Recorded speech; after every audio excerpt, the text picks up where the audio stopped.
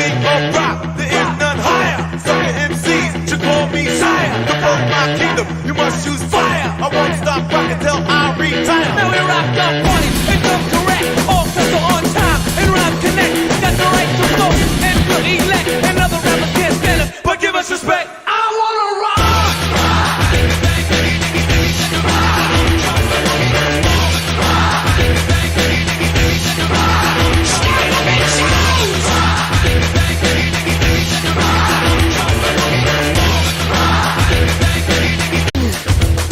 Back in 1955, man didn't know about a rock and roll show.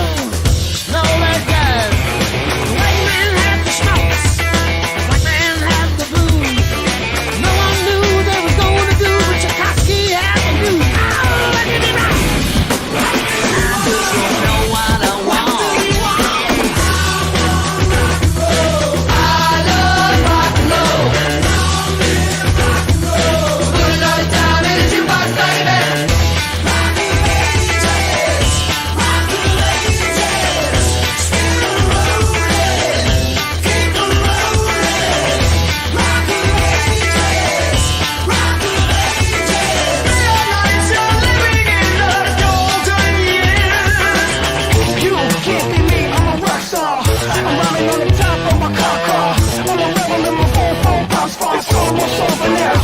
Over now. And it came to pass, the rock and roll was born. Love Parsons and every rock and band was blowing up the storm. And the guitar man got famous, the business man got rich, and everybody was a superstar with a spirit. Oh, let me rock! You know what I want. I love rock and roll. Put a lot of time in a jukebox, baby.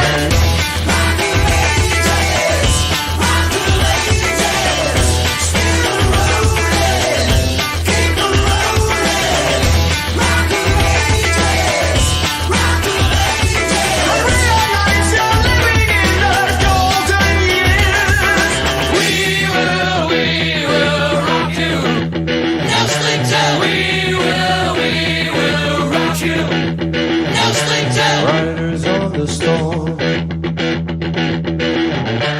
Riders on the storm. Into this house we're born. Into this world we're thrown.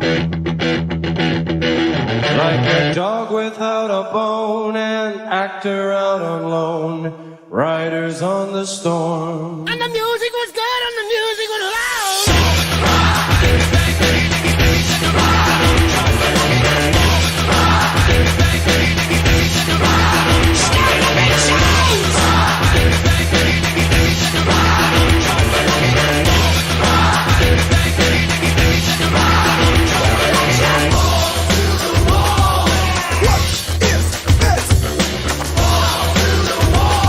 Yes, sir. What is it? Oh, Lord,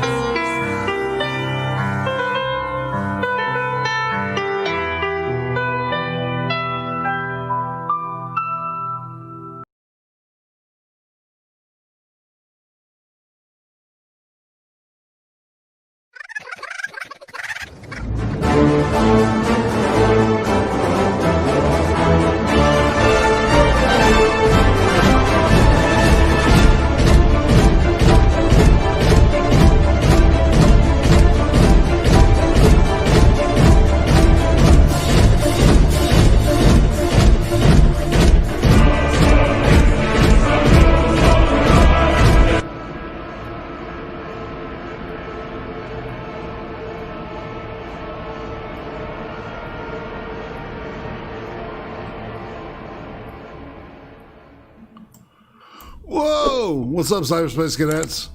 That's right. It's Monday. You know what that means. It's time for extra credit with Miss Becca Fairley. What's up, Miss Becca Fairley? You doing all right? Grooving. I've got I put the Cream Stream slideshow behind us. So yeah. I don't know. I'm feeling feisty. I don't know, man. Yeah, people being dicks out there. Just saying. Yeah. Oh man. And it's all a Russian hoax, people. Just remember that. Nothing to see here. These are not the droids you're looking for. And I've got Becca has been, Becca's been muted all this time because I'm boomered it again. That's right. I swear I'm not doing it intentionally. Oh my God. Help me. I can go back and mute myself and keep on singing. Hey man, I was singing too, so you know, we kind of gave each other mercy on that one. Yeah, I don't want to torture you with that. Indeed, and there's Bozo because it's Clown World. You know what you know what I'm saying? Yeah, I know. Yeah, I was so. How was your day, Miss Becca? Because I had you muted earlier. I thought I had you unmuted. Anyway. It happens. The day was good. I worked a little. I slept a little. Now I'm here. That's right. Sounds good. I just I've been catching up on you know, I mean, you and me. I like to look at stuff that no one else wants to look at. That's just how I roll. You're grateful for. Indeed. So, without any further delay, let's delay a little bit further because we've got a lovely chat that have decided to hang out with us today. The one and only Duck Dog. Greetings, Mr. Dax. Richo, of course, 8181. Your ridiculous lunatic is awesome. Zach Lombe. Yes, I know. I remember you from a long time ago, man. It's been a while. Bloodletter 87 Gill. All right. So we've got some vampires and some jokers. It's my kind of crowd, right? Love it. Yeah, indeed. We have Terry Diamantis here too. Oh, the foot. The great foot of Terry Diamantis. Yeah, you ever wondered if his foot really looks like that Monty Python foot? I forgot to ask him that when I interviewed him. Oh, did a great, had fun.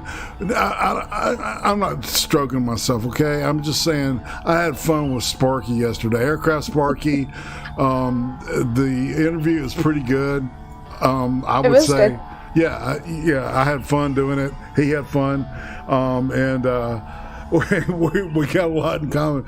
It's kind of uncanny how many people are just awesome out there. And so I recommend it anyway. And also a new thing is I can receive super chats now, even though if you would like to throw money my way, I'm not going to say no. I'm going to say help me keep the lights on here. It would be nice. But but now super chats are available and the stickers and everything. So I crossed the 1,000 subscriber mark a couple days ago. Yeah, and I'm really still kind of stunned. I bet. Yeah, well, I mean, my goal was to hit 1K before I got yeeted, and so I'm not yeeted. Here we are. I'm at 1K. So thanks, everybody. It's been awesome. I want to thank everybody, and of course, people that are catching this on replay. Thanks. And without any further ado, I'm going to quit acting like Matt Jarbo and get these fake tears out of my eyes and entertain some people. Come on, irate. Turn it on. Okay. All right. We're starting with Beethoven's Fifth, of course, because you can't watch communism without Beethoven for some reason.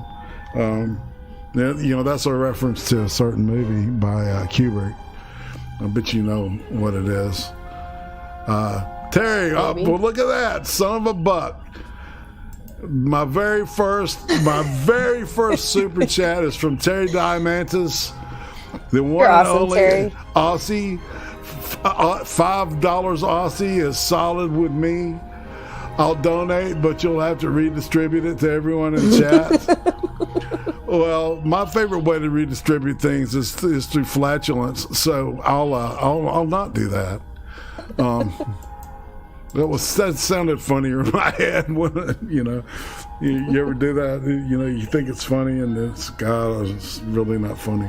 Yeah, everybody's just staring at you. Yeah, like, all right, man. Becomes whatever. Awkward. Yeah. It gets cringy. Gets a wee bit cringy. Okay, so we're at the Spectre of Communism, Part 4. Part 4 is really 2 parts, but we're gonna watch Part 1 today, and then we've got another great American propaganda cartoon from 1949. So love it. Yes, I do too, man. This is really fun stuff, and learning about this stuff has been eye-opening. And so what it's going to focus now is the exportation of communism outside of the Soviet Union and China, and how that took place. So, and we're just going to begin at the beginning.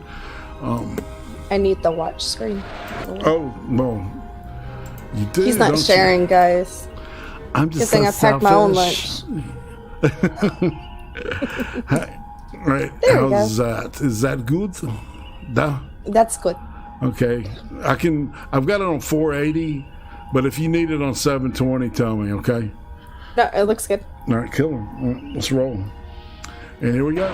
The communist cult spread across the world is powered by violence and deception. When communism is exported from a powerful country to a weaker one, violence is the quickest and most effective route. The failure of the free world to recognize the cultish character of communism leads it to take lightly the export of communist ideology. This chapter will focus on the expansion and infiltration of communist ideology in Asia, Africa, South America, and Eastern Europe. 1. Exporting revolution to Asia. The Soviet Union's export of revolution was the real reason the Chinese Communist Party, or CCP, was able to seize power. In 1919, the Soviet Union established the Third Communist International, which aimed to export revolution around the world. In April 1920, Grigory Voitinsky, the representative of the Third Communist International, traveled to China. In May, an office was set up in Shanghai to make preparations for the formation of the CCP. Over the next 30 years, the CCP was merely an organ of the Communist Party of the Soviet Union, and Mao Zedong received a monthly stipend of 160 to 170 yuan from the Russians. The average monthly salary of a worker in Shanghai at that time was around 20 yuan. The CCP's seizure of power was in part connected with the Communist Party's infiltration of the United States. This is one of the reasons U.S. President Harry S. Truman cut off support to Chiang Kai-shek while the Soviets continued to support the CCP. Truman also made the decision to exit Asia after World War II. In 1948, the U.S. Army left South Korea. And on January 5, 1950, Truman announced that the United States would no longer interfere in the affairs of Asia. This included the termination of military assistance to Chiang Kai-shek's Taiwan, including in the case of a war between the People's Republic of China and the Republic of China. A week later, U.S. Secretary of State Dean Acheson reiterated Truman's policy and said that if war were to break out on the Korean Peninsula, the United States would not get involved. These anti-intervention policies provided an opportunity for the Communist Party to expand its influence in Asia. Communist North Korean forces invaded the Free Republic of South. When North Korea invaded the South and the United Nations sent troops, the United States changed its policy.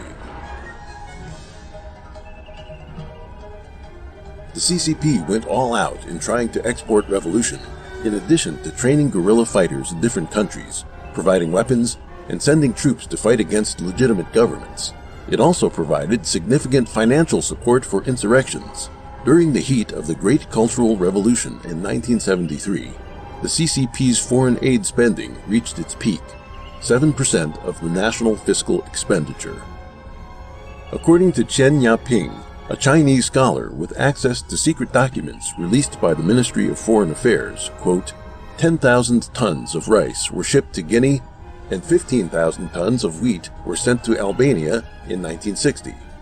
From 1950 to the end of 1964, the total foreign aid expenditure was 10.8 billion yuan, during which time the most expenditure was from 1960 to 1964, when the Great Famine was going on in China. That's amazing, isn't it? That they would be exporting that much money, 7% of their I guess it's their GMP, or you know what I'm saying? And it doesn't sound like a lot of money, but that 7% is quite a bit. Yeah, especially when you got a lot of starving fucking people. Exactly. You know, and rice is very, it's cheap. That's just crazy. Wow. Okay. That was surprising to me. It's interesting. They're not focusing as much on the Soviet Union. I do know a little bit about Russia's involvement in Korea, because I study aircraft and war and stuff. And the MiG-15s were flown primarily by Russians. Because the way that got busted was one of the guys that shot down one of the MiG-15s said he saw a blonde guy parachute, out of the, eject from the jet. Yeah. Yeah, and there's no name. He was probably like, "What the hell is that? Why is he blonde?" Yeah, exactly. And so that was a big rumor during the whole Cold War, is that Russians, fought there and fought in Vietnam, which they didn't really. They did some, but not a lot. But when the wall came down, so we found out shit like that. So I've got a model of his name is Semyon Fedorets, was a Russian ace that shot down like five F-86s for North Korea. Yeah. So yeah, it's part of history, as they say. All right, so let's keep rolling. They may go back to Korea. So during the famine from 1958 to 1962, tens of millions died of hunger. Yet foreign aid expenditures totaled 2.36 billion yuan. If these expenditures had been used to purchase food, it would have saved 30 million people. All those people died because of the CCP's Great Leap Forward movement. Crazy. And they were simultaneously victims of the CCP's attempts at exporting revolution. A. The Korean War. Communism seeks to conquer the world in order to destroy mankind. It exploits the human hunger for fame and fortune to mislead people into spreading its evil ideology. Stalin, Mao, Kim Il-sung, and Ho Chi Minh were driven by such desires. At a meeting with Stalin in 1949, Mao promised to send over 1 million troops and over 10 million workers to help Stalin's expansion into Europe in exchange for Mao's control over North Korea. On June 25, 1950, after extensive planning, North Korea invaded the South, and in 3 days, Seoul was taken. After a month and a half, the entire Korean peninsula was occupied by the North. Before the war broke out, in March 1950, Mao amassed a large number of troops near the Korean border to have them ready for war. The details of the war itself are beyond the scope of this chapter, but in short, the war stretched on because of Truman's policy of appeasement. The CCP sent a, quote, volunteer army to the peninsula with another secret agenda to get rid of the more than 1 million Kuomintang soldiers who had surrendered during the Civil War. By the end of the Korean War, casualties on the Chinese side were over 1 million. The outcome of the Korean War was a split peninsula. Since the CCP and the Soviet Communist Party fought for control of North Korea, the North benefited from both sides. For example, in 1966, when Kim Il-sung visited China, he discovered that a subway was under construction in Beijing. He then requested that an identical subway be constructed in Pyongyang for free. Mao immediately decided to halt the construction in Beijing and sent equipment and personnel, including 2 divisions of the PLA's Railway Corps and numerous engineers, totaling several tens of thousands of people, to Pyongyang. The North didn't spend a penny or use any of its own people in the construction, yet demanded that the CCP guarantee the safety of the subway in times of war. In the end, Pyongyang's subway system became one of the deepest in the world at the time, with an average depth of 90 meters, 295 feet, and a maximum depth of 150 meters, 492 feet underground. After the construction was completed, Kim Il-sung told the public that it had been designed and built by Koreans. Moreover, Kim often bypassed the CCP and went directly to the Soviet Union for money and material. After the Korean War, the CCP deliberately left some people in North Korea with the mission of bringing the North closer to Beijing and prying it away from Moscow. Kim either killed or jailed the CCP personnel, and the CCP ended up losing on all fronts. After the collapse of the Soviet Communist Party, the CCP decreased its aid to North Korea. In the 1990s, the North Korean people were starving. In 2007, the Non-Governmental Organization Association of North Korean Defectors reported that in the 60 years of Kim's rule, at least 3.5 million died of hunger and related diseases. This is another bloody debt of the communists' exported revolution. B. The Vietnam War.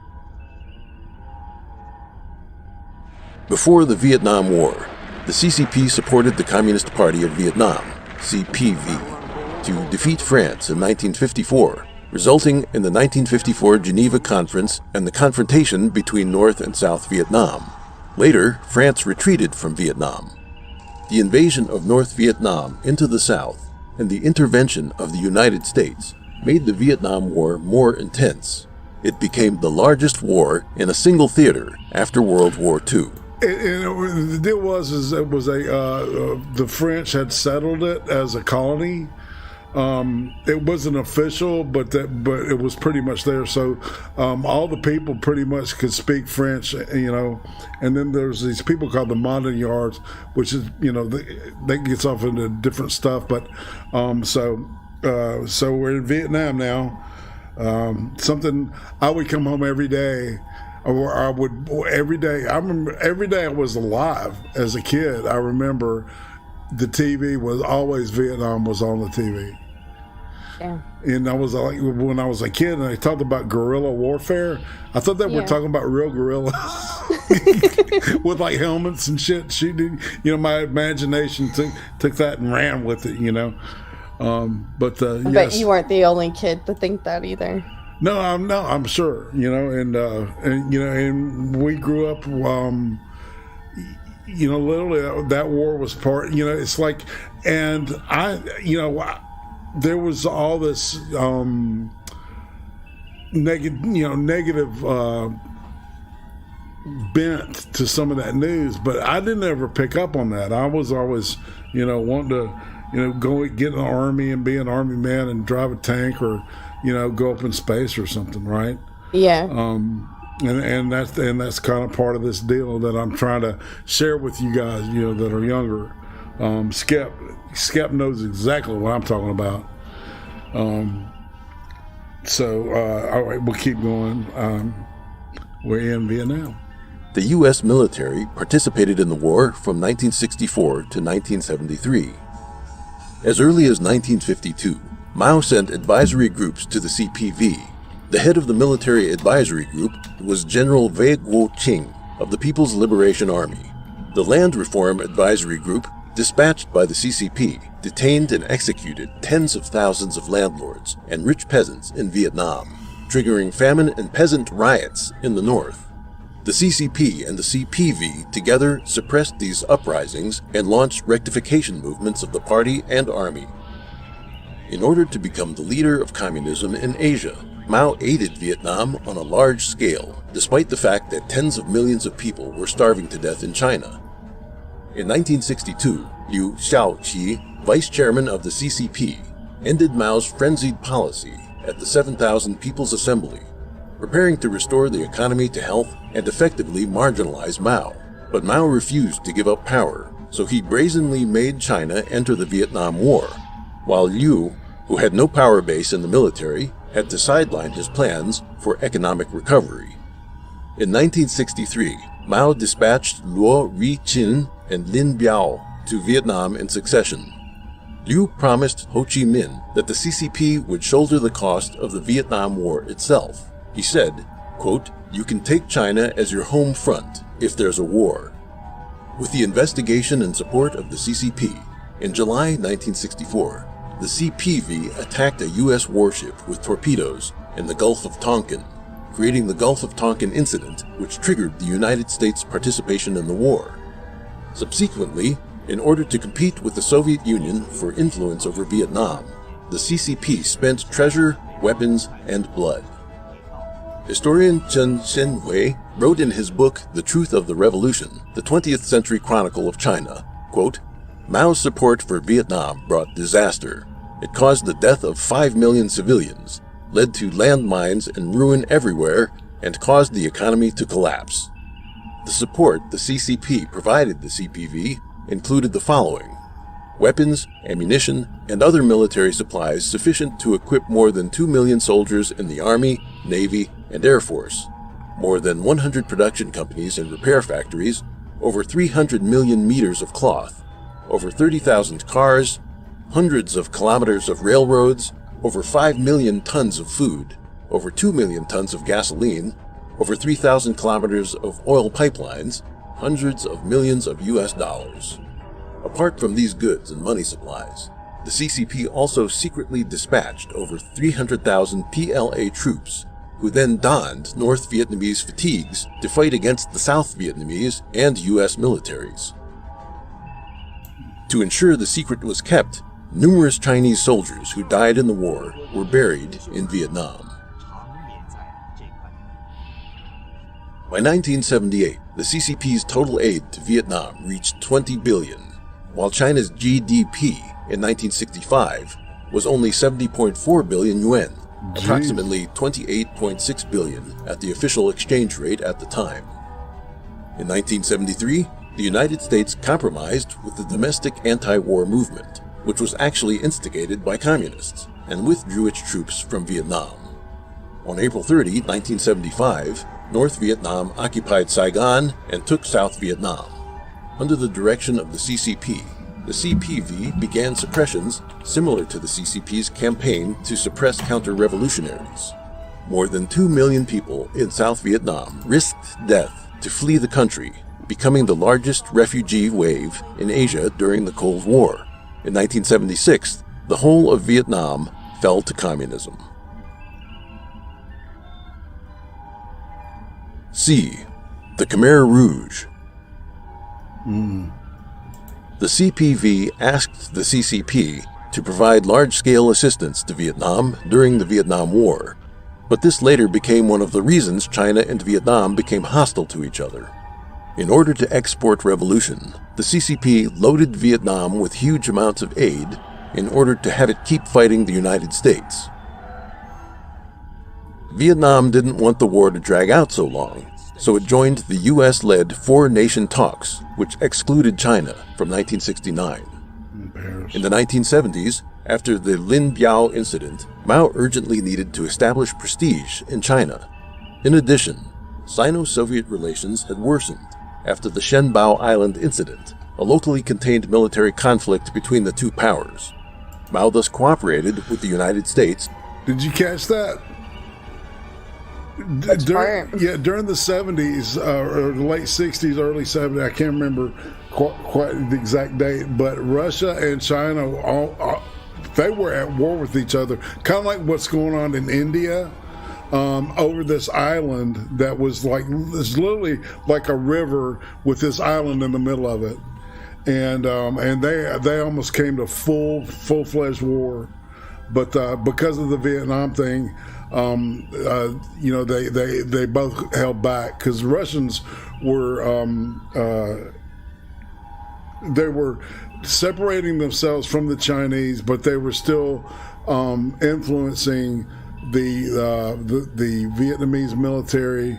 It was a mismatch of both, but because of that, the Russians ended up getting out. All right. Yeah. But it was interesting because think about what the world will look like now had that happened. China and Russia had gone to war with each other, and there's some saber rattling going on up in near Siberia and Kamchatka, I think, with China now. It's so kind of repeating. Exactly. It's really weird, man. This is like 1968 all over again, what we're living in right now. To counteract the Soviet Union, and invited U.S. President Richard Nixon to visit China. Meanwhile, facing opposition to the Vietnam War back home, the United States was reluctant to continue fighting. Vietnam and the United States signed a peace agreement. It was then that Vietnam drifted away from the CCP and came into the orbit of the Soviet Union. Mao was unhappy with this and decided to use Cambodia to put pressure on Vietnam. Relations between Vietnam and Cambodia became worse, and the two countries eventually went to war. The CCP's support for the Communist Party of Kampuchea, broadly known as the Khmer Rouge, began in 1955, with Khmer leaders receiving training in China. Pol Pot, the paramount leader of the Khmer Rouge regime, was appointed by Mao in 1965. Mao provided money and arms to the Khmer, and in 1970 alone, provided Pol Pot with weapons and equipment for 30,000 people. After the United States withdrew from French Indochina, Vietnam, Cambodia, and Laos, the local governments were unable to resist the CCP-supported communists, and so the Laotian and Cambodian regimes fell into their hands in 1975.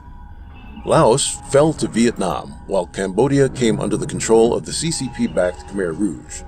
To implement the CCP's policy and to teach Vietnam a lesson, the Khmer Rouge repeatedly invaded southern Vietnam, which had been united by the CPV in 1975.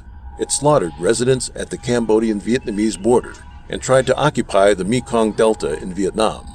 Meanwhile, Vietnam's relationship with the CCP was bad, while its relationship with the Soviet Union was good. With the support of the Soviets, Vietnam began attacking Cambodia in December 1978. Yeah, see, and then it flipped back. Wow. Yeah. Yeah, the Khmer After Rouge Pol Pot seized power, he ruled with extreme terror. That motherfucker was one of the most brutal people to ever exist on this planet. You know, he's probably second only to Stalin, I would say. He might be a little more murderous than Stalin, though. I don't know.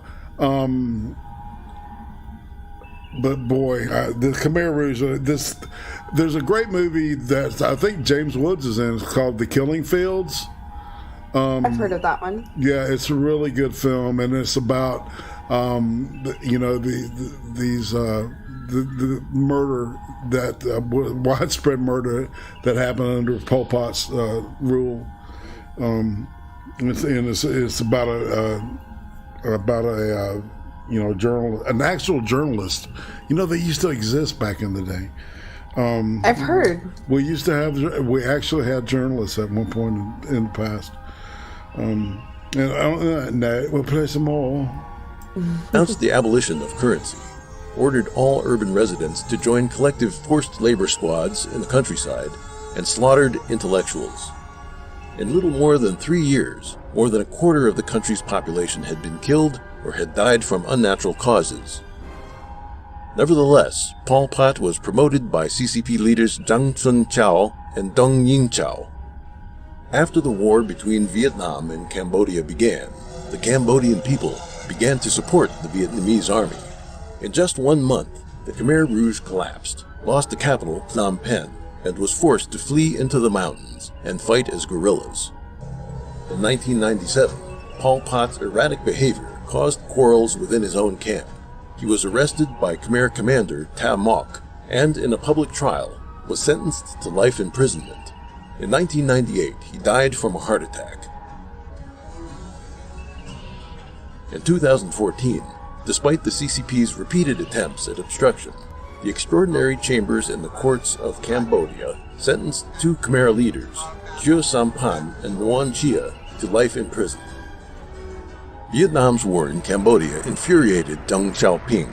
For this and other reasons, Deng set off a war against Vietnam in 1979, calling it a counterattack for self-defense. D. Other parts of Asia. The CCP's export of revolution had painful repercussions for the Chinese diaspora. Numerous anti-Chinese incidents broke out around the world, and at least several 100,000 overseas Chinese were murdered. Many also had their right to do business and receive an education restricted. One typical example was in Indonesia. During the 1950s and 1960s, the CCP provided significant financial and military support to Indonesia to prop up the Communist Party of Indonesia, Partai Komunis Indonesia, or PKI. The PKI was the largest political group at the time, with 3 million direct members. Added to that, its affiliated organizations brought the combined total affiliates and members to 22 million, scattered across Indonesia's government, political system, and military, including many close to the first Indonesian president, Sukarno.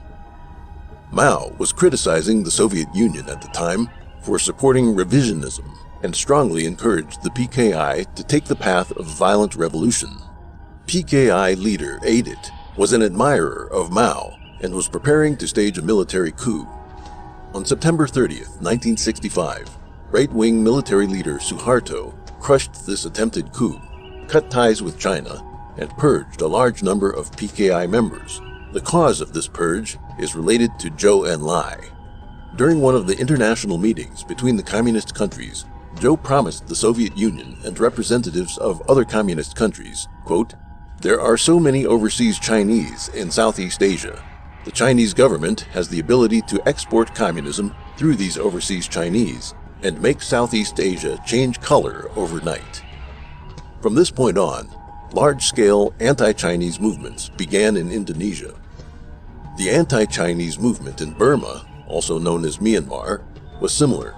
In 1967, soon after the start of the Cultural Revolution, the Chinese consulate in Burma, as well as the local branch of the Xinhua news agency, began heavily promoting the Cultural Revolution among overseas Chinese, encouraging students to wear Mao badges, study his Little Red Book, and confront the Burmese government. The military junta, under the rule of General Ne Win, gave orders to outlaw the wearing of badges with Mao's image and the study of Mao's writing, and to shut down Chinese schools. On June 26, 1967, a violent anti-Chinese incident took place in the capital Yangon, where dozens were beaten to death and hundreds injured. In July 1967, the CCP's official media called for, quote, "firmly supporting the people of Myanmar under the leadership of the Communist Party of Burma, CPB, to start armed conflicts and start a major revolt against the Ne Win government." Soon after, the CCP sent out a military council team to assist the CPB, along with over 200 active soldiers to join them. They also ordered large groups of CPB members who had lived in China for many years to return to Burma and join the struggle. Afterward, a large number of Chinese Red Guards and CPB forces attacked Burma from Yunnan, defeating the Burmese government forces and taking control of the Kokang region. More than 1,000 Chinese youth sent from Yunnan died on the battlefield. About the time of the Cultural Revolution, the CCP's attempts at exporting revolution involved the promotion of violence and the provision of military training, weapons, and funding. When the CCP stopped trying to export revolution, communist parties in various countries all disintegrated and were unable to recover. The Malaysian Communist Party was a typical case. In 1961, the Malaysian Communist Party, MCP, decided to abandon armed conflict and instead gain political power through legal elections. Deng Xiaoping called MCP leaders Qin Peng and others to Beijing, demanding that they continue their efforts at violent insurrection, because at the time the CCP believed that a revolutionary high tide centered around the Vietnamese battlefield would soon sweep Southeast Asia. The MCP thus continued its armed struggle and attempted revolutions for another 20 years. The CCP funded the MCP, having them procure arms on the black market in Thailand, and in January 1969 established the Malaysian Sound of Revolution radio station in Yiyang City, Hunan Province, to broadcast in Malaysian, Thai, English, and other languages. After the Cultural Revolution, during a meeting between Singapore's President Lee Kuan Yew and Deng Xiaoping, Lee requested that Deng stop the radio broadcasts of the MCP and the Communist Party of Indonesia into China. At the time, the CCP was surrounded by enemies and isolated, and Deng had just regained power and required international support, so he accepted the recommendation. Deng met with MCP leader Qin Peng and set a deadline to shut down the broadcasts agitating for communist revolution. In addition to the countries noted above, the CCP also attempted to export the revolution to the Philippines, Nepal, India, Sri Lanka, Japan, and elsewhere, in some cases providing military training, and in some cases spreading propaganda. Some of these communist organizations later became internationally acknowledged terrorist groups. For example, the Japanese Red Army, which became notorious for its anti-monarchist and pro-violent revolutionary slogans, was responsible for a plane hijacking, the massacre of civilians at an airport, and a range of other terrorist incidents.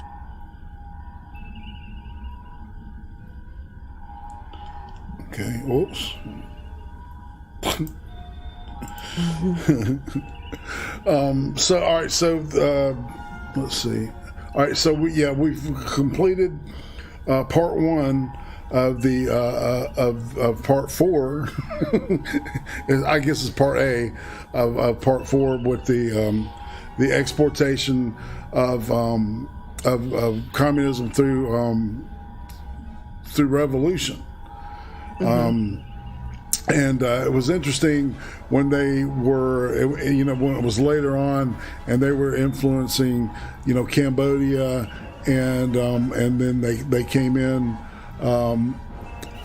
Skep said it looks a lot like he was Skep talk.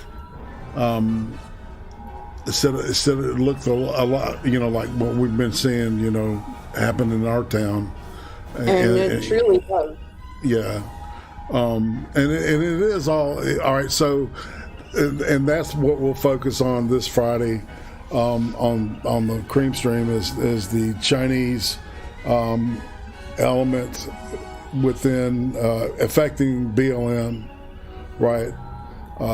So this all does tie together. It's odd, but it makes perfect sense.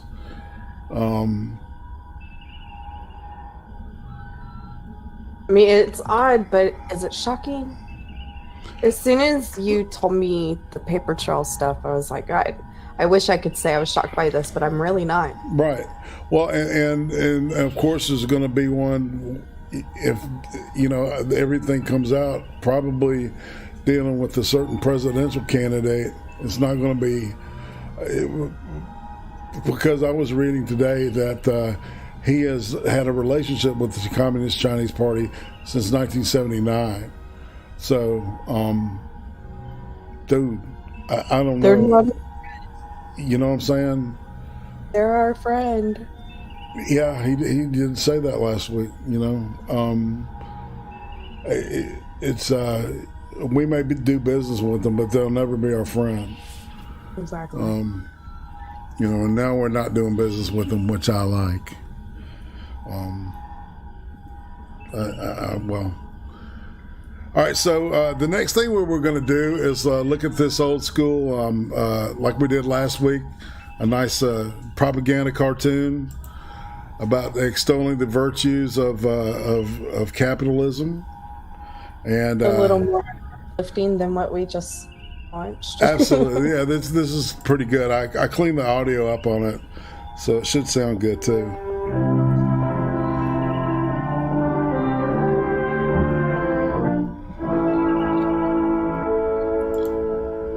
See, back then the speakers weren't as dynamic, and they had a limited mid-range, right, for voice and everything. So all the music is kind of crunched in to that frequency range. So it's really hard to isolate just the vocals. So we do get music with this.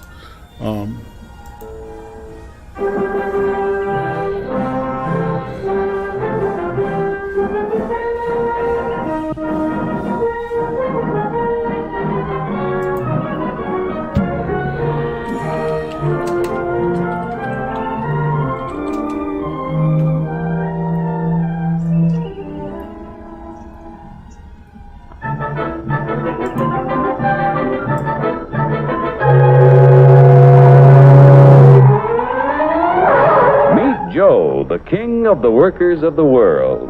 Hi, folks.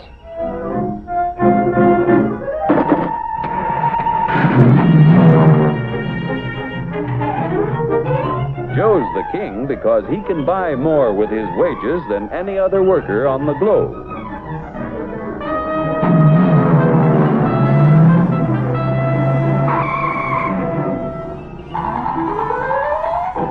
Now, what makes it possible for Joe to earn such a good living? He's no smarter than workers in other countries. Are you kidding? He's no stronger than workers in other lands.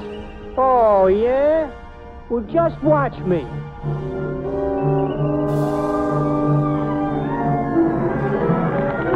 Ow! Just because Joe's an American doesn't mean... Yeah? Well, being an American is the best thing on the... Oh! My back! Sure, being an American is great, but how could you be superior to any foreigner when you or your folks might be any one of a dozen different races or religions? So, if you're no Superman, it must be the American way of doing things that makes you the luckiest guy in the world. I don't think I'm so lucky. You don't? Well, let me show you. Hey, what's that gadget? Television? No, it's a time machine. Just pull that lever. You'll see how people worked 100 years ago. Hey, this I like. Oh, that's too far back. Try again. We want to stop at 1850. Who's the character? That's your grandfather, Joe. Oh. He had to work 69 hours a week to earn a living because he had only inexpensive hand tools and his own strength to help him make things. Your grandfather was a powerful man, yet his strength equaled only 1/10 of a horsepower. You have hundreds of horsepower in this costly giant of a machine to multiply your strength and efficiency 1,000 times. This makes it possible for you to earn more than any worker in history.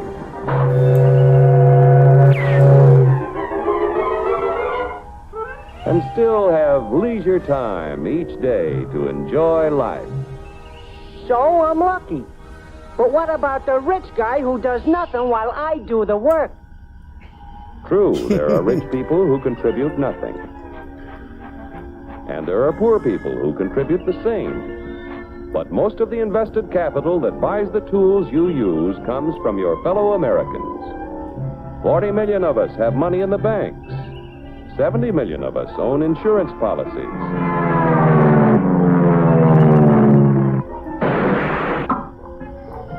Over 15 million of us invest savings in corporation stocks and bonds. Yeah, that's what I was about to say. Is that savings in this generation currently is I think the percentage is the least amount saved in the history of, since they've been keeping, record of it for the United States. So, hardly anybody's got any savings. And that's not good, y'all. No, it's not. Which help to finance industry. Each year, the people of America invest billions of dollars to create new plants and equipment. This invested capital buys the tools which make a man's labor worth more because he produces more.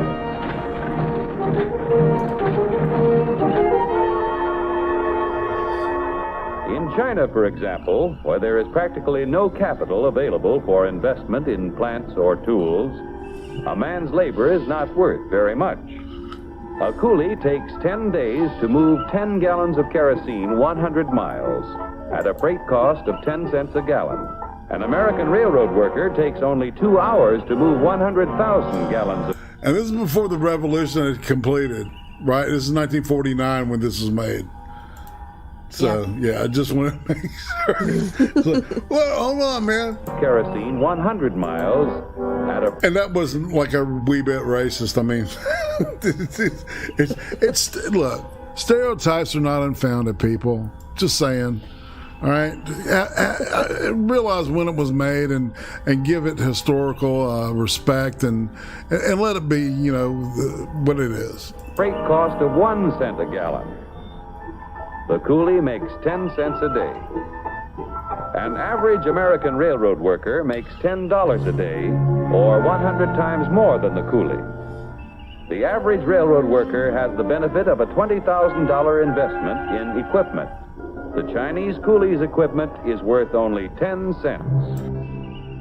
With constant improvement in expensive tools and the skill to use them, the value of any man's labor can be multiplied many times. Naturally, the people in this country who invest their savings with industry expect dividends. No dividends, no investments. Without new capital each year to finance new plants, tools, and equipment, labor and management would soon find themselves in pretty bad shape. Yeah, without capital to buy new tools, I might not do so good. But look what a new invention did to my grandpa. For 25 years, he knocks his brains out in the wagon works. Then along comes the gas button. Need I tell you what happened to Grandpop?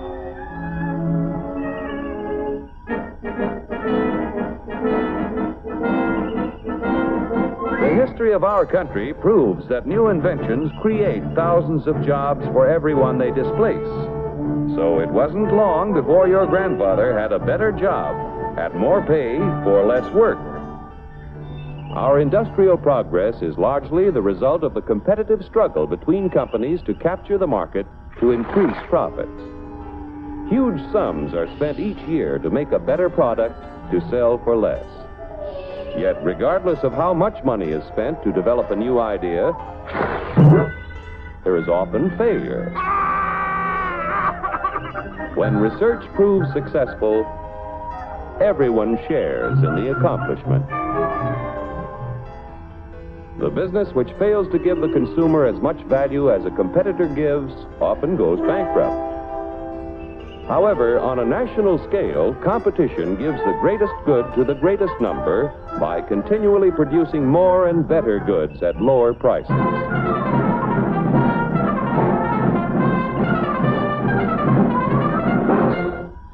The American way of doing things makes it possible for more people to own their own homes.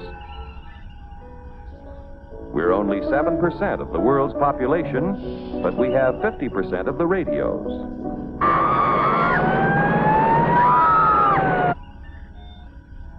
We have 54% of the world's telephones.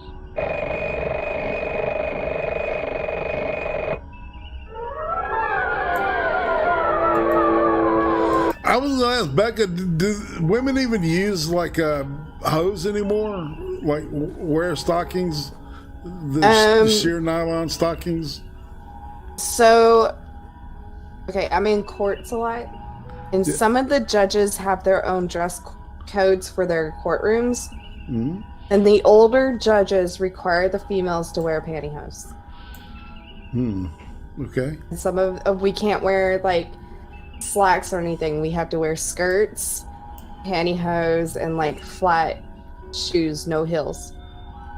It's very strange and old school, but yes, some of us do for work reasons. This sounds like kind of like they want to like dower you down. Yeah. Yeah, a little bit. We are very distracting in the courtroom. No pointy bras. You can't. You wear like a pointy bra and a fuzzy sweater. Something like that. Oh my gosh! If I could find a pointy bra, I will try it next time in this one courtroom. It's a Dallas judge.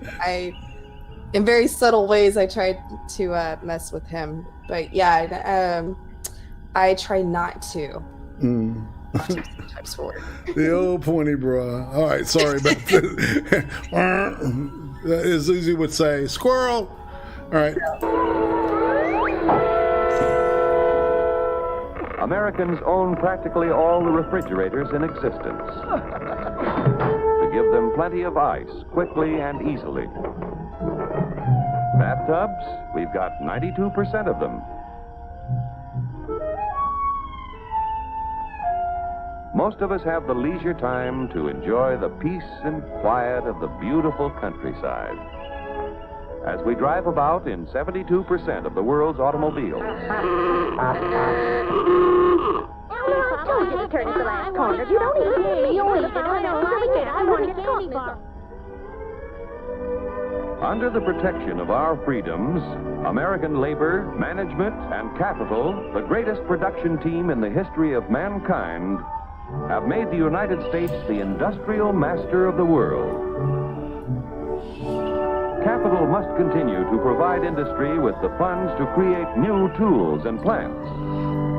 Labor and management must continue to increase the production of better goods at lower prices so that more people will be able to buy the things that make life easier and happier for all of us. Then Joe will continue to be the king of the workers of the world. Well, and you can see like that we've helped like the rest of the world get to this kind of position too, right? Yeah. In comparison, like if you think about Europe and Japan, of course, so it's not like capitalism's a bad thing, you know. Like some people want to, browbeat us with it.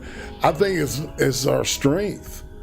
I think so too. You know what I mean? It's like the middle class is always been the backbone of this country, and the bubble people, the extremely rich and the extremely poor really don't identify with them, right? And it seems like these politicians tend to go on the bubbles, and instead of the big bubble, which is everybody else in the middle. People lower middle class all the way up to upper middle class. It's shades of gray there, and that's I think what makes the capitalism work. And I think that's why it's really important they get that damn bill out there and quit fucking around. Speaker P. You know what I'm saying? Mm-hmm. All right. So, if you're listening to the recording of this, it is today is, I can't remember the date. It's the 19th of October. 19th of October, 2020. That amazing year, 2020. You said it, brother. Oh, well, that was the end of it, so.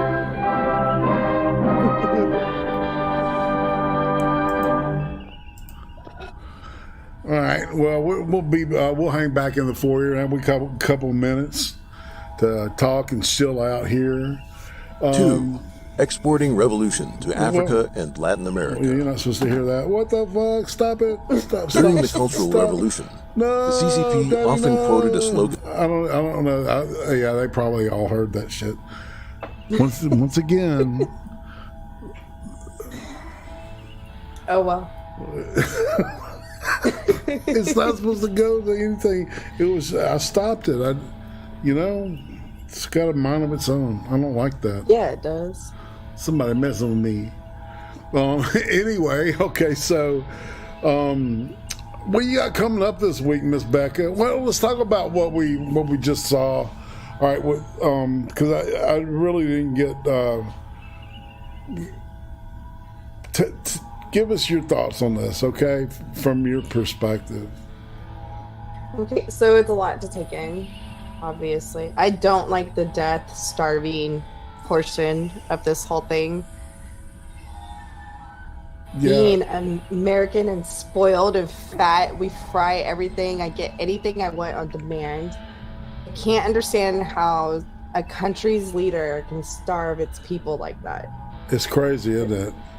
Yeah, and then turn around and expect them to do anything for that leader. I just don't understand it. I can't comprehend it. Well, it's that retarded ideology, man. It's like, you know, and the whole, what gets me is that they have to fucking dumb everybody down. Right? Yeah, and that's definitely where it starts. We see that here. Yeah. They completely changed our education to where you're getting taught things that the very next generation was not taught. Yeah. So we have this gap. And then my generation and the generation after are completely taught separate things too. And it's not like, oh, they're improving over every generation. They're dumbing it down each generation. Exactly. It's like, you know, we're going to have to keep lowering expectations, you know, and social promotion and things like that are very, very scary, man, because, I mean, what are you literally doing to somebody if you're putting somebody that cannot read, you know, letting them graduate from school and try to function in this? And I mean, that's an extreme, you know, case, but I mean, a lot of these people, you know, oh my God, you can't even point to a map and say, what is this? What country is this? You know what I'm saying? It's like, I'll give it a shot. You know, it's like, I can't get all of them, but you know, I'm pretty good about it. You know, I know where Burma used to be, right? Like that. So, I can say you generalized Myanmar. Locations. Yeah. But if you ask my kids, they're just like, what country? Like, they never even heard of it. I was like, are you kidding right now?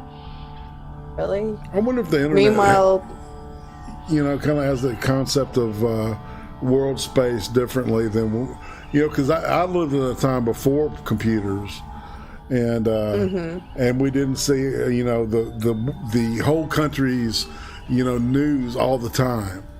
You know, we only got that, like, you know, 30 minutes every evening. right. And the rest of it was about local news, right? So.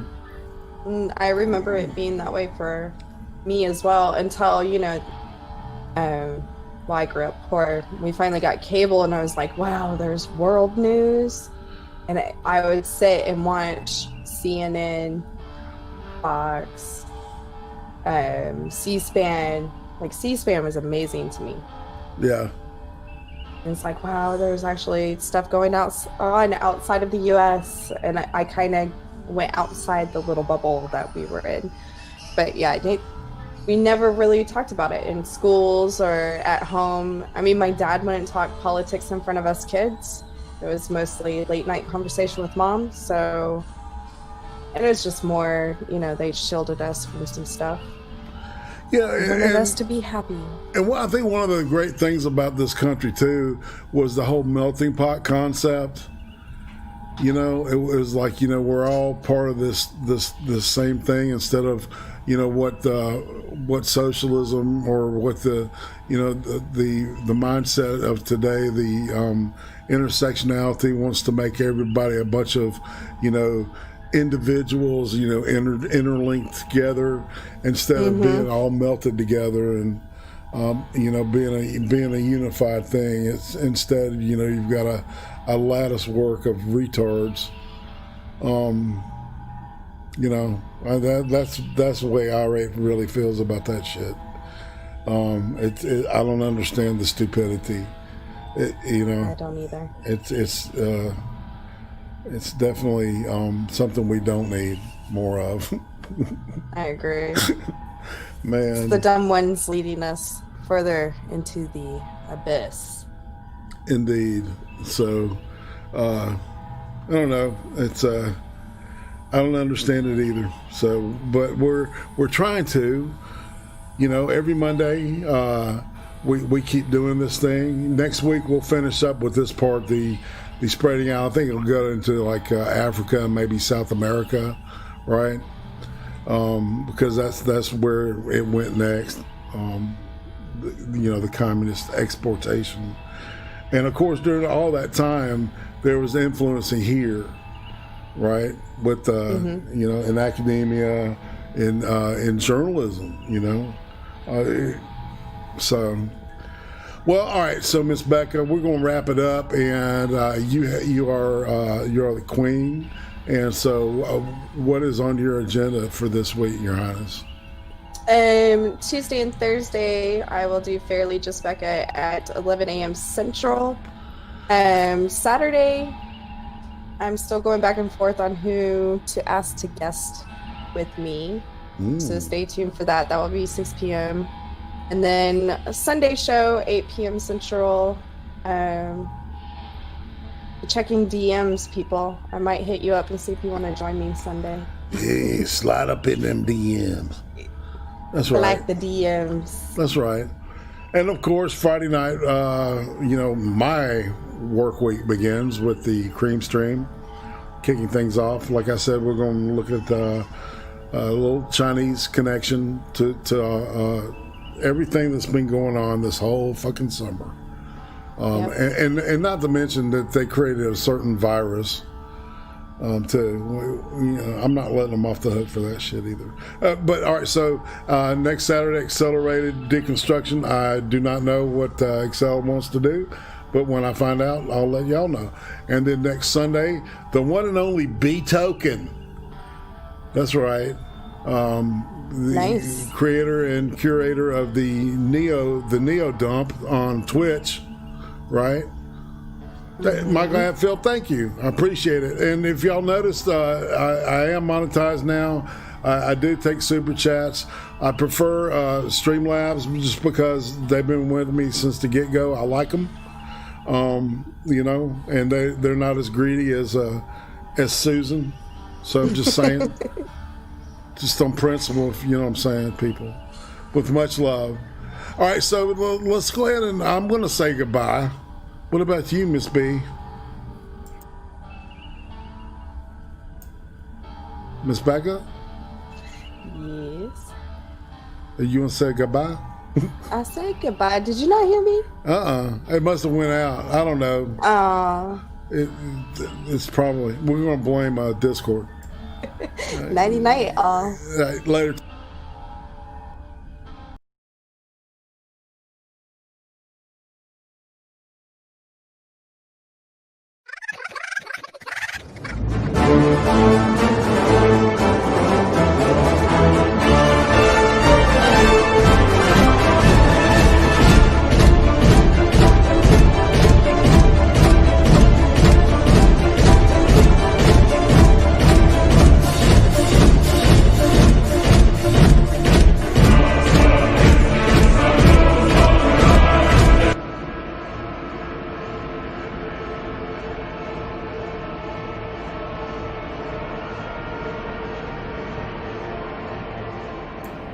Tom Loxley, thank you for the £2. Awesomeness.